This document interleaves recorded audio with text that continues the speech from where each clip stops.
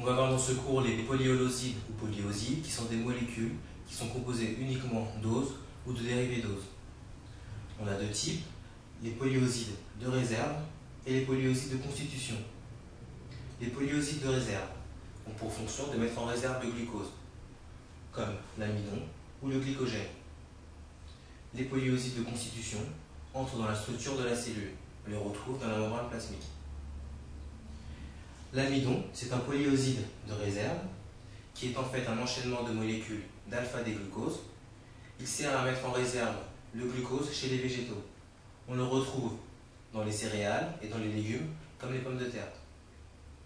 L'amidon, c'est une molécule qui est insoluble dans l'eau froide. Et après un broyage, on obtient deux fractions. Une fraction soluble, l'amylose, et une fraction insoluble, l'isoamylose. L'amylose, c'est à la structure suivante, avec des molécules d'alpha-déglucose reliées par des liaisons oside-ose alpha 1,4. L'isoamylose, c'est une molécule qui est ramifiée.